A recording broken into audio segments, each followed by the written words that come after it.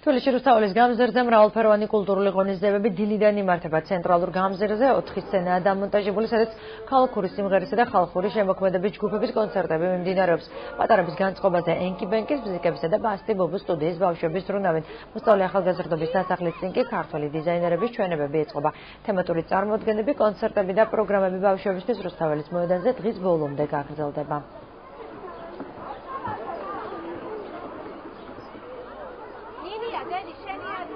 დღევანდელ აღსანიშნავია ის, რომ ძალიან ბევრი ღონისძიება იმართება მოგეხსენებათ რუსთაველზე და აქედან გამოვარჩევ საბავშვო ღონისძიებებსაც, ვინაიდან ჩვენი საბავშვო ტელევიზია ენკი ბენკი მოვიდა დღეს თავისი საკონცერტო პროგრამით, სხვადასხვა ზღაპრის გმირებით. აქ იქნება რუდოლფი, ენკი ბენკის სახე, რომელიც წაიყვანს და გაუძღვება საბავშვო კონცერტს და ყველას ვურჩევ, რომ ნამდვილად არა მარტო დიდების ღონისძიებები ჩატარდება და მოზრდით ცოდვის, არამედ საბავშვო ღონისძიებები გასართობი პროგრამა.